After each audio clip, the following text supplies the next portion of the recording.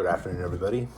So, this video is going to be on the Yuchi tribe. If I can turn Blippy down in the background a little bit. My boy's watching Blippy.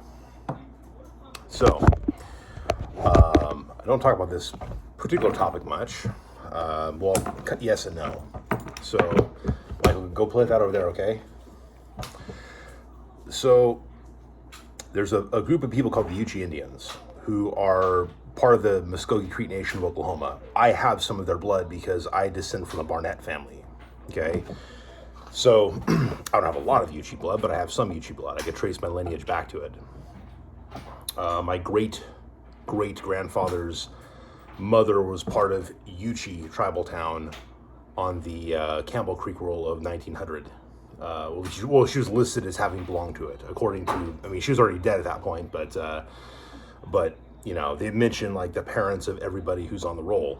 And so when that happens, it also asks, you know, it tells what tribal town, it asks, you know, it gives some information basically, which is nice. So that's how I know that I've got Yuchi blood, is the Barnett family. And now I'm not my ceremonial grounds isn't the Yuchi ceremonial grounds, of which there's apparently three. There's the Polecat, there's Duck Creek, and there's Sand Creek. These three are supposed to be connected with the Yuchi tribe. However, I don't know if the language spoken at the ceremonials is the Yuchi language. I don't know that because I know that the Yuchi language is horribly endangered. Like 11 years ago, there was this language project. I just saw it recently on YouTube, but apparently it's been around for a while, where you had like 4 old women and 1 old man, and these are the last like full, completely fluent speakers of the Yuchi language that they knew of. So, and I'm going to get into that in a minute, by the way. I'm going to say the last 5 that we know of legitimate Yuchi speakers.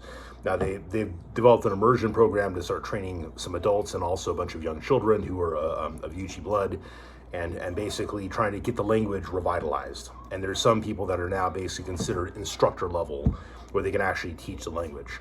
And that's good. And that was, I think, the case as of back then. Hopefully now it's improved.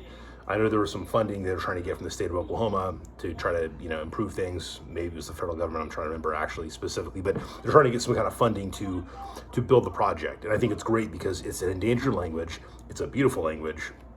Apparently the way that the men and the women speak, it sounds different, which I kind of noticed with Muskogee as well. You know, you hear some, you know, I remember listening to this, it was from the Genealogy. I remember it was like Reverend John Wesley or something. He did some audio recordings back in like the 50s or 60s or something. Maybe it was later than that, but my uncle got me some of that, and I was listening to it. He's saying, Naki Chao Chief Karoma. Like it was very like rough, very like, you know, deep voice, man voice. And I remember listening to this elderly lady named Mandy on the CHR bus back in like, it would have been 2010 or 2011, and when she's saying the name of a horse or a pony, it was like Sakoji meaning like, you know, like small horse, right? G meaning small. Anyways, the way that she said it was very like, it was much lighter than the way I'm making it sound. Part of it is that men have deeper voices than women, generally speaking. So, and I happen to have a pretty deep voice. So, anyways. But yeah, I'm listening to this old Yuchi elder speaking the language, and like, he sounds like your typical Okie Indian full-blood guy. You know, when he speaks English, he just has that very Oklahoma rural accent. And, but I couldn't tell too much difference between the way he spoke versus the way the women spoke, other than the fact that it's male and female voices. But in any case, beautiful language, very, very beautiful language. I actually wish I spoke the language because it's really beautiful. Of course, I need to learn the Muskogee language more. That's more important. In fact, when I just, you know, quoted Reverend Wesley, I didn't pronounce everything correctly. I realize right now. I need to work on that. But I have no one to talk to except my son, who is learning a few words from me, and that's about it. And it's mostly Chobani and Chichibo Fumbi, because I still have to change his diapers. So, and he's a little boy, so, and such, Chobani. But anyways, so most Yuchi Indians, as far as I understand, are part of Muskogee Nation. There's 3 ceremonial grounds that are associated with the Yuchi tribe. They're probably speaking Muskogee at these ceremonials, to be honest. And the Yuchis and the Creeks have intermixed so much at this point that it's like, there's no such thing as a full-blooded Yuchi Indian. Like, there really isn't. It doesn't exist. I mean, I don't believe there's such thing as a full-blooded Creek Indian, to be honest. I'm not even sure if I believe there's such thing as a full-blooded Indian, unless it's somewhere in like the Amazon rainforest, to be totally honest. Because there's been so much intermixing over time. Even if it was a long time ago, you forget that there's some white man far back there that's like your great granddaddy, or a black man or a black woman or a white woman, and you don't know after a while. Okay, so I mean, after a while, the descendants start looking like full-blood Indians, and even though they're technically not full-bloods anymore. But in the case of the Yuchi, there's a lot less of a full-blooded nature. They've been an endangered tribe for a couple hundred years. Let's put it that way. I mean, they joined Creek Nation because they were like endangered like 200 years ago or so, more than 200 years ago. So yeah, I wouldn't be surprised, because I haven't been to Polecat, Duck Creek, or I haven't been to any of the traditional ceremonial grounds. Like, I was going to go to my own, except then some bisexual guy who has a wife and kids, including grandchildren now, last I checked, tried to hit on me on Facebook. And so I kind of like didn't go to Greenleaf. This guy belongs to Arbica. He doesn't even belong to Greenleaf. Oops. I might have just given out his identity. Oh well. I'm not going to say his name. I could. I can show you guys screenshots of the horrible conversation that he had with me. Anyways, I'm not going to get into all that. Again, like I have nothing against, if you're gay or bi or whatever, do your thing. Understand, though, that if you're married to a woman and there's a guy like myself trying to get involved in the ceremonials in some form or fashion, I'm not interested in going there to like get hit on by a dude. I'm not. I'm there to get in touch with my roots, and like, don't ask my lineage to make sure we're not the same clan, so to speak. Okay, very common to find out if you don't have the same clan as the person, as like the woman that you're asking out, then your father's, you're not related to the father's clan either, and she's not related to your father's clan, then you can basically date. That's how it works.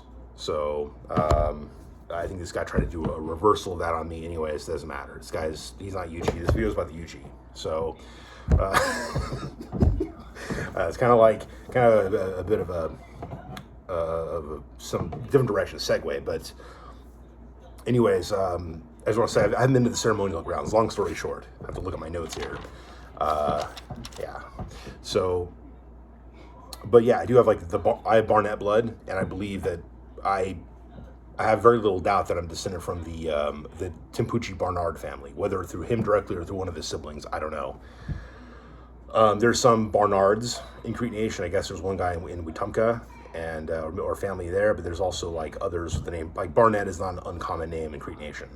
So I mean, Marshall's also not uncommon, and I'm descended from the Marshalls and the Barnetts through the McKellop side, and then the Perryman's a little slightly further back. So I mean, there's, but anyways, my understanding is that some of Timpucci's descendants went to Oklahoma, but then again, his brother's descendants might also have gone. So I'm pretty sure I'm not descended from Timpucci's daughters because of the timeline, and because there's the name of one daughter, and then there's like the non-existent name of the other daughter, but there's also the men that they were basically engaged to or married to. One was engaged to a guy who said no, and then she killed herself. The other one actually married a dude and had kids, and the name of the guy does not match up with Henry Marshall. Therefore, Henry Marshall's my ancestor who married a Yuchi Barnett woman. So all I know is the last name was Barnett. I don't know her first name, and so I don't know exactly who her parents are. So I'm trying to find out. I'm trying to trace downward from the original Barnetts in Creek Nation and the Yuchi tribe, and trying to find exactly like what the descendants are. So I'll do a video on that in the future. I'm going to try to do some more research.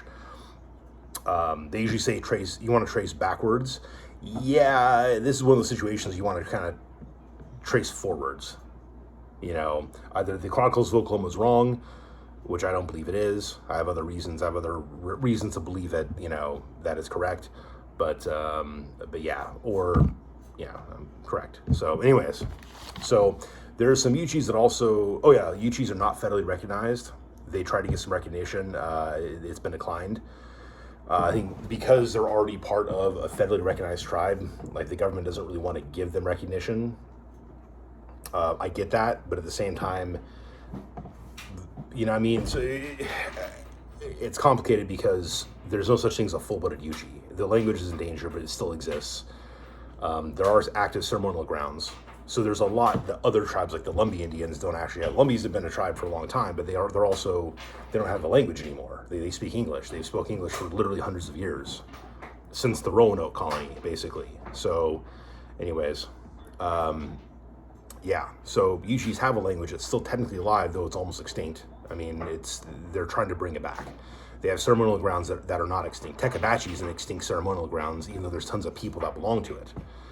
It's just that the song is gone, and once the song is gone, you can't, you can't get the ceremonials going again at that place. You have to create a new one, basically, or a counterfeit. But it's not considered the same anymore because the song is lost. So, sad story there. Supposedly 10 years ago, there was someone that might have known the song, but no one 100% came forward to fix that problem. So Tekibachi is basically the now defunct ceremonial grounds. Now the former ceremonial grounds of Tekibachi. So, anyways, Yuchi could still become a federally recognized tribe, but as far as like what is their bloodline? Most of their bloodline is probably Muskogee Creek now, at least as far as the ones that are in the Creek Nation. It's really hard to say. And then you've got, I guess, as I'm starting to understand it, that they have a female line clan system as well, but inheritance, as far as like the tribal chiefdom and whatnot, went from father to son typically, like at least according to Swanton. So I mean, it's regardless of clan, basically it was inherited father to son. Whereas with all the other tribal towns in Creek Nation, which are Muskogee, not Yuchi, it all goes according to clan relationship, which is the mother. So, and there's usually 2 alternating clans in each ceremonial grounds. So yeah. Anyways, there are Yuchis that end up in Cherokee Nation as well. Again, this is a survival situation. In order to exist, they pretty much banded with these other Indians, whether Creek or Cherokee, and they did that to survive. So. Now I was going to mention the language thing earlier. So in order to mention that, I got to get to the other things on my notes here. There's some crazy stuff I've been reading of in recent days because I'm a bit of a nerd. I love history, and I very much care about telling accurate history. I very much believe in also the sovereignty of tribes. So there's a lot that goes along with that at this point. So there's 2 particular groups that have come to my attention. One is the remnant Yuchi Nation, which is made up of people that most of whom look very, very white. The chief, I'm going to say chief in parentheses for a second here, Chief Lee Vest. Now, here's the, in all fairness, he says that there's a muster roll that these are Yuchis that were not actually removed in the 1830s. Or 1820s, I can't remember which one he said, but basically, yeah, around that time, I think he said 1830s, but, because I know the Trail of Tears was a little bit different for different, tribes in that area, like Creek Nations was the 1836, 1837 removal, I think Cherokee Nation was a different year, et cetera, et cetera. They systematically removed us, in individual groups. So, he says that they're descended from, there's only about 50 people right now in their particular town or county that actually are connected to this muster roll that apparently exists in a vault. I could believe that, but I also want to see it. It's kind of like the Porch Band of Indians had to basically get themselves together as a tribe like in the 1950s, early 1960s. That was kind of, and kind of the 1940s, they're trying to get things together too. Calvin McGee was a big mover and shaker in that. He and his sister was a secretary.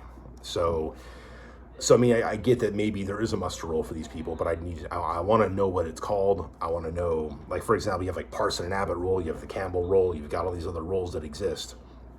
I want to know the name of the roll. Yeah, maybe it's in a vault, that's fine. There needs to be a microfilm of it. Okay, there's got to be microfilm, microfiche. There's got to be ways of accessing this stuff so you know what's actually on the records. Anyways, these people, I believe they're in Tennessee. They were recognized by the state, but then due to Cherokee Nation of Oklahoma getting in the middle of things, the remnant Yuchi Nation, along with a couple other state-recognized tribes, got de-recognized. And there's a pending law. I think this could be years ago. There was a lawsuit that was pending. Chief Lee Vest being one of the plaintiffs. He also was asking for a lot of money too. And that always kind of bothers me when I see that, especially for such a small number of tribal citizens.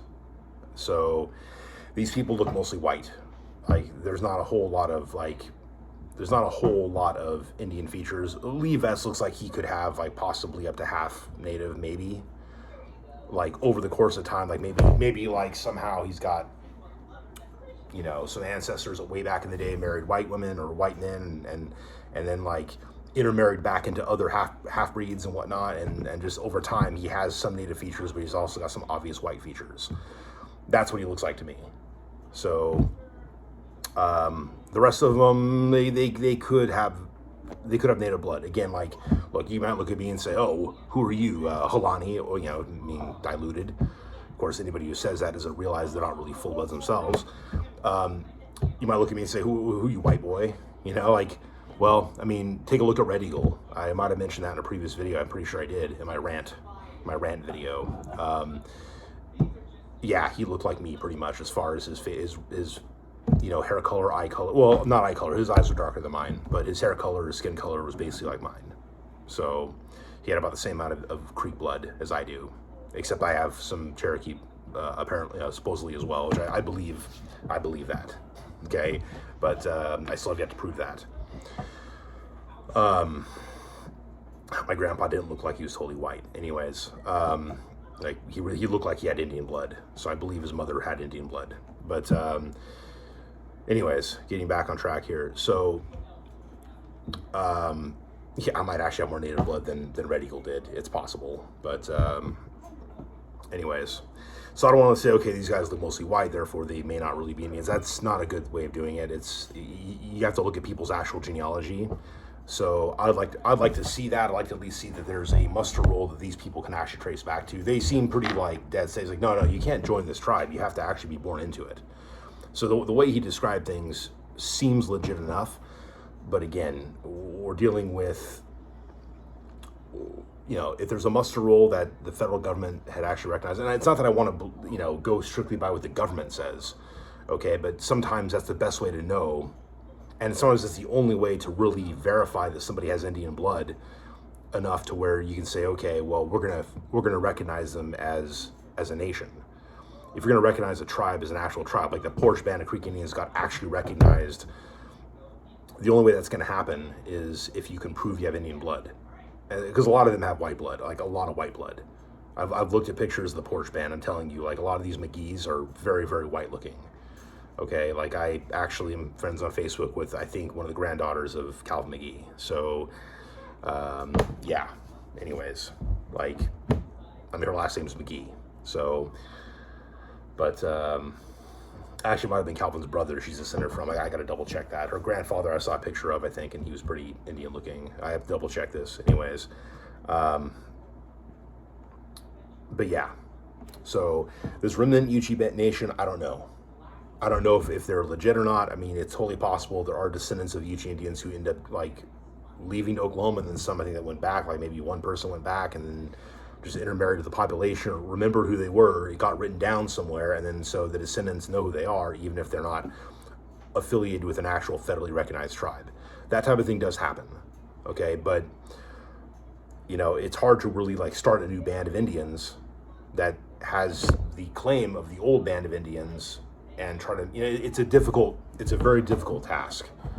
This is why you need to have a good solid paper trail at this point, because otherwise so many people say they got Indian blood and then they don't. I mean, you've got, I hate to say this, a lot of freedmen out there. The guy, was it Lewis Gates or whatever, the black genealogist who on the show, Do You Know Who You Are? I think that's what it's called. I mean, he does all the celebrity genealogy, and basically Don Cheadle has no Indian blood, or very little or whatever. Same with Morgan Freeman. They all thought they were Choctaw. They're Freedmen Choctaw. So that's different. That is different. I know that's a big issue on my channel. It's also a big issue for a lot of people, but there's a difference. And that difference needs to be recognized, okay? So just as the history of the Freedmen needs to be recognized, the difference between Freedmen and actual Indian needs to be recognized too. That distinction needs to be made. Likewise, distinction between actually being part of a federally recognized tribe or versus just being somebody who maybe actually does have real Indian blood but is not affiliated, and the tribe currently has, certain requirements in order to join. Like, you got to be on a certain role that all of them are part of. Like, for example, if the Yuchi tribe if the Yuchi Indians in Oklahoma actually became a federally recognized tribe, could these remnant Yuchi members go back and join, even if they have an actual muster roll that says they're Yuchi Indians? Like, that would be up for the Yuchi tribe to decide as far as what their requirements are, and that would have to be an agreement between them and the federal government, because it has to do with federal funding and all that type of stuff. Like, all that stuff matters. It's a complex issue. That boy's making noise. But anyways, there's another group called the Savannah River Yuchi Indians, South Carolina, led by a guy named Chief, I think it's Lozano or something Langley. He has a weird first name, weird spelling of his first name. So Chief Langley. I'm going to do the parentheses again. These people are obviously black. Like, they're obviously black. Obviously, they've got a lot of black blood. I'm not saying they have no Indian blood. I'm just saying that they have a lot of black blood. It's super obvious that they're black. Okay? They also claim slave descent. But what this guy is trying to say is that they're not descended from African blacks, that they're descended from a pre-Columbian race of black people that were Yuchi, whose language was different than the Yuchi Indians in, like, for example, Oklahoma. You can see right off the bat how that sounds problematic. See, we know that the Yuchis in Oklahoma are real Yuchi Indians. We got a paper trail, we got a living language, we got the ceremonial grounds, we got a lot of stuff going on. I know that, like, the Porch Band of Creek Indians has gotten in touch with the Oklahoma band, with Oklahoma, Creek Nation, and now there's been more pollination, like more like gathering of Oklahoma ceremonial traditions going back east, because before that, the Porch Band was basically, their annual powwow was basically powwow Indian culture. It wasn't really the traditional Muskogee Indian stuff. For those of you who don't know, you go to Indian powwow. Indian powwows are not the same thing as the traditional ceremonials. They're not the same. They're different. Okay, and they're usually intertribal for a reason, because they're not supposed to be the actual ceremonials per se. A lot of people, especially white people, don't know this, but that is the case. Okay, so the powwow that the Porch Band has, it's starting to look a little bit more like the ceremonials of Creek Nation of Oklahoma, which is the real stuff. That's the real stuff, okay? So it's good that they're trying to get more in touch with the roots and actually trying to be more like their ancestors when it comes to ceremonials, language, things like that. Like, there's a guy named Jim Sawgrass, a reenactor who has Muskogee Indian blood. I think he might be connected with one of the Machis Band of Lower Creeks, or one of these other little bands that are not really part of the main body of Creek Nation.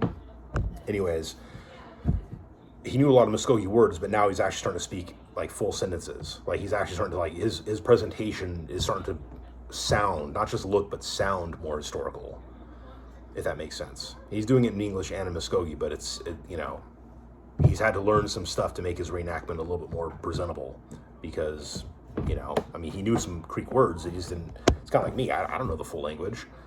If I were to do a whole, like, reenactment, I'd have to learn all this stuff too, I need to learn more of it anyway. But I want to teach my boy more of this. But in any case, that's kind of the thing. So, the ones back east are starting to look more like the Midwest ones as far as, like, what they're doing and the way they sound and things like that. And that's a good thing. But I'm also noticing the same thing with some of these Savannah River Yuchi Indians, is they have their ceremonial that's starting to look more like the Oklahoma version of what a ceremonials that I'm familiar with. Again, I haven't gone to the ceremonials.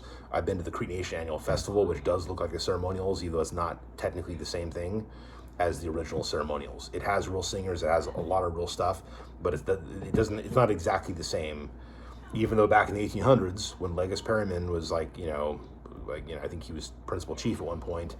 As either he or his father Lewis, I'm trying to remember, but there was a ceremonial grounds for the Creek Nation as a whole, and which he oversaw, and that was considered legit. So the annual festival back in those days was actually a real it was actually a legit ceremonial stomp grounds. It was not considered to be a separate thing.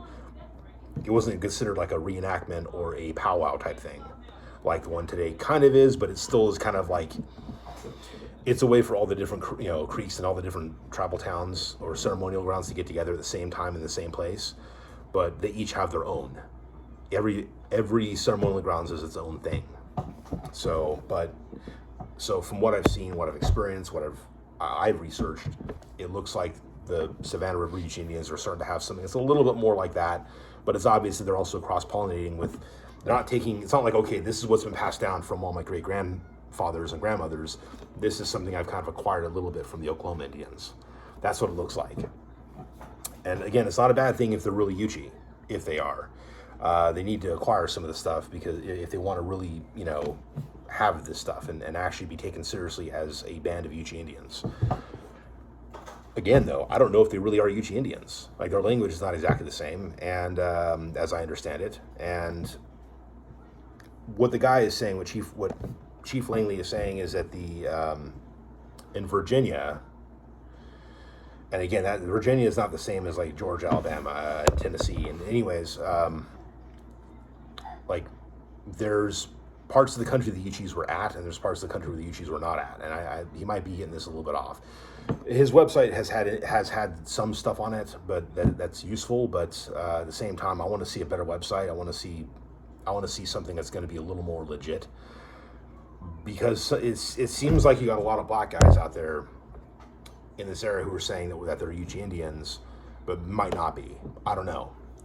This guy might actually have traceable lineage, and his family members might, as a result, have that traceable lineage. I would like to see it, because I would like to know, out of genuine curiosity, because this guy really can trace his lineage back to the Yuchi tribe. Then he's Yuchi Indian, like he says. You know what I mean? Even though he's obviously like very black, he doesn't look like an indigenous person. He really does not. Okay, so that's why I'm looking at this going, okay, well, he's not part of the Oklahoma, Creek Nation. So, like, where is he getting this stuff from? Because my default is going to be Dawes rolls and earlier census records and muster rolls and things like that. That's how you're going to really validate your lineage, through like official channels. Otherwise, you're dealing with maybe family Bibles, maybe local, pioneer accounts and things like that, which are not the same thing as an actual legal document. Like, sworn affidavits are one thing, but a personal diary is another story. So even if the diary is telling the truth, it's going to be hard to verify it without having other like vital records that substantiate that. So the thing that also makes you question Chief Langley is I've seen stuff from basically either his YouTube or stuff connected with him on YouTube, which gets into this, again, very like, there's a thing called Afrocentricism, which has this idea that originally in the ancient past, there was once a great empire that had all the great technologies that we enjoy and things like that, or that they enjoyed back in those days, and that was all created by blacks, and that eventually the whites and all the other races became jealous and conquered them, and then took the technologies and claimed it as their own creations, and then systematically destroyed any evidence, conveniently of course, that such a thing even existed, that such an empire existed. This is why I don't believe it for a second. I think Afrocentricism is totally BS. Okay. The problem is that what this guy is saying is starting to sound like that. He's saying that in Virginia, and this part may be true, that in Virginia, at some point, maybe the Indian slaves, however many there actually were, versus black slaves, which there were many. There was many more black slaves, I would say, than Indian slaves, by far. Okay. Make sure nobody's walking in the door. Okay, that basically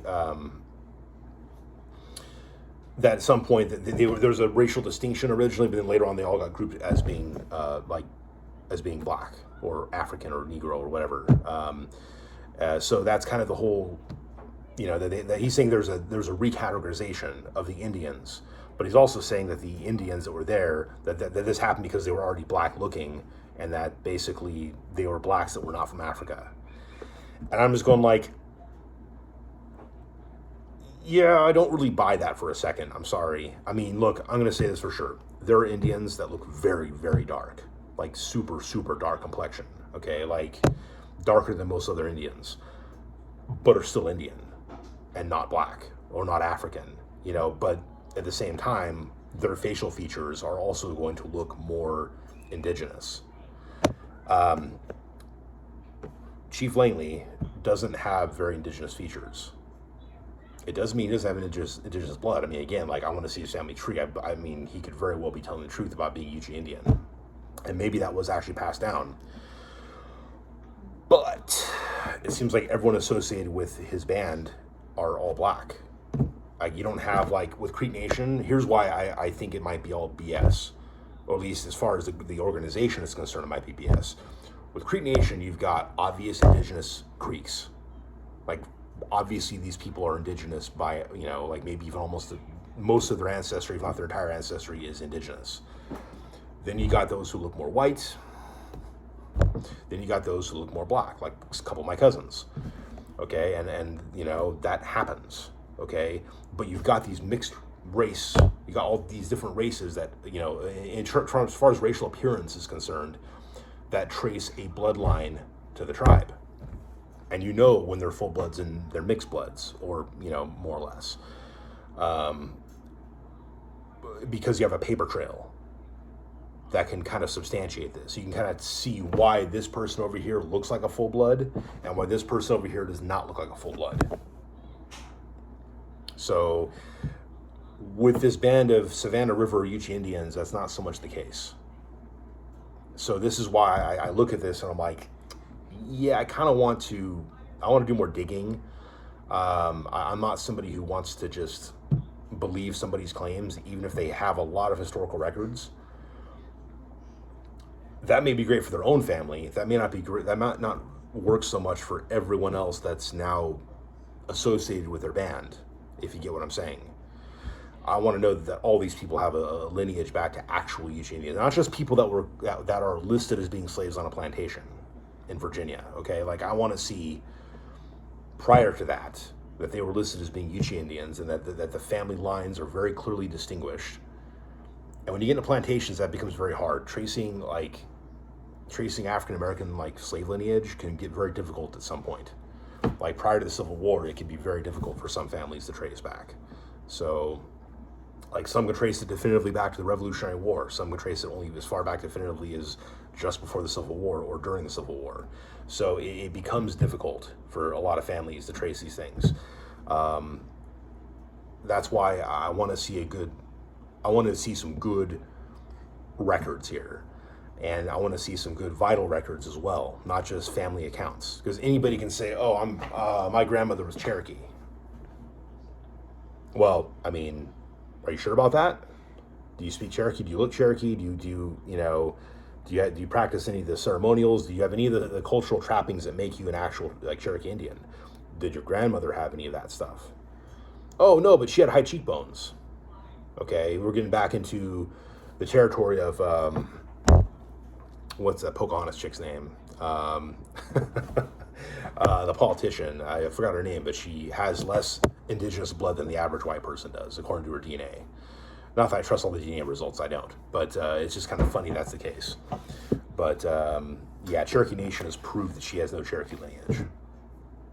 And she was claiming to have Cherokee lineage.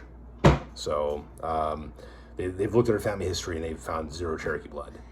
Now, it doesn't mean there isn't something even further back, but it's got to be really, really far back that she can't even trace. So claiming, oh, my dad had high cheekbones, and yeah, high cheekbones. Michael, hold on, buddy, I'm almost done, okay? No, don't do that. I don't want you poking into that, okay? So, anyways, as closing up here, I want to mention another group called the United Cherokee Nation and also the United Creek Nation. These are basically Yahoo user groups that existed back in the early to mid 2000s, and that I think continue to exist even to like the 2010s. They're bogus. They didn't understand the cultural aspects of either tribe, which are very similar, even though Creek and Cherokee have different languages, but there are some aspects about them that are similar, like matrilineal clans. The word clan has to do with like a totem animal or something of that nature, like I'm turtle, okay? They were using terms like Texas clan, Oklahoma clan, Montana clan. They weren't using the term clan correctly. And none of these people look like they were like Cherokee Indian. It was all bogus. One guy's saying, "Oh yeah, I know some of the language. I know the numbers that my grandfather taught me. 1 re, 2 re, 3 re, crackbone. This is 1, 2, 3, 4." Hope you guys can see the problem with that. Okay. Obviously, that person was making up numbers to tell their grandkids a story because they didn't really know the answer. Maybe they actually had Cherokee blood. I don't know. Maybe they just lost all their culture, which is totally possible after generations of genocide and all kinds of things. But that doesn't mean that information was correct. And that's the problem. And they're trying to make like United Cherokee Nation on Yahoo. Anyways, so closing up, I want Indians who are actual Indians to have recognition as actual Indians. Anyone who's claiming to have Indian lineage that cannot prove it needs to kind of go back to the drawing board. A lot of people want to be native, and that's cool, but you got to actually be native to be native, okay? Like, you got to be an Indian to be an Indian, okay? Being adopted in, being a former slave, none of that is the same thing as actually being indigenous, okay? So you have to have it to have it. If you don't have it, you don't have it, and that's just the way it is. So doesn't matter how much you want to be Indian, okay? you got to actually be Indian to be Indian. Okay, anyways, guys, take care. Thank you for watching. In the future, there's a lot of topics I want to get into, but one of which is going to be, once I do more research on the Barnett family, I want to do a video on that because I think it's really important. And so we'll get to that hopefully one of these days. Anyways, Mado.